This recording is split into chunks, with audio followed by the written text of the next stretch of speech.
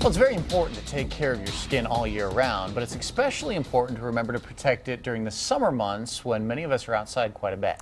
Yeah, we may put on sunscreen, but are we using the right kind, and how often should you reapply it? So with more on taking care of your skin is Dr. Margaret Kontras Sutton with Sutton Ryan Dermatology right here in Lincoln. Thank you for being here today, doctor. Thanks for having me. Yeah, well, you know, we're right in summer right now, and people like to get that glow, but too much sun can be damaging, so what can we do? Absolutely. Well, first of all, I want to make the point that sun exposure can be damaging for premature aging and also for skin cancer.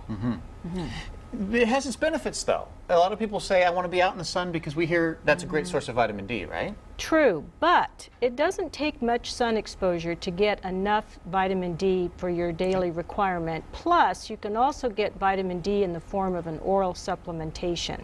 Can you get vitamin D even if you have sunscreen all over? Absolutely. Okay. It doesn't take much ultraviolet radiation to produce enough vitamin D for what we need. Okay. What do you see when people have issues with getting sunburns and things like that?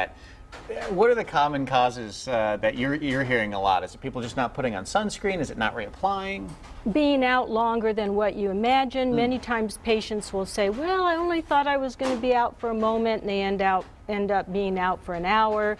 Or a cloudy day is another example when you don't think you're getting much sun, but you're actually getting a lot of damage. Okay, and so you can also get sun damage in places you don't think about. Of course, you get it at the pool, working outside. Right. But you have some pictures here of people who've had skin damage from just driving in the car. Exactly. There's a photograph of a gentleman who is a truck driver, and he spent his career inside a cab of a truck, and as you can see, the left side of his face is significantly more aged than the right side. No doubt there's always going to be an aging process, but when it's accelerated by the presence of ultraviolet radiation, and by the way, it can come through window glass, it's called UVA rather than UVB, we now know that it contributes to aging as well as skin cancer. Sunscreen can also, or I'm sorry, sunburns rather, can also be pretty severe too. A lot of people think of a sunburn as just a discomfort, but you've probably seen some ones that are actually pretty severe. Absolutely. And they're also very uncomfortable and unsightly, but mostly it's that aging and skin cancer, long-term effects that I'm concerned with. I think we have another picture here for you to look at. Yes. This is a great example of the difference between intrinsic and extrinsic aging. These are identical twins, if you can believe this.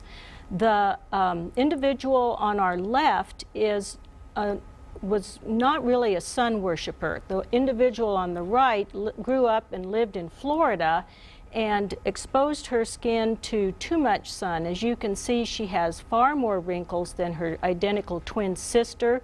She has discoloration and blotchiness of the skin.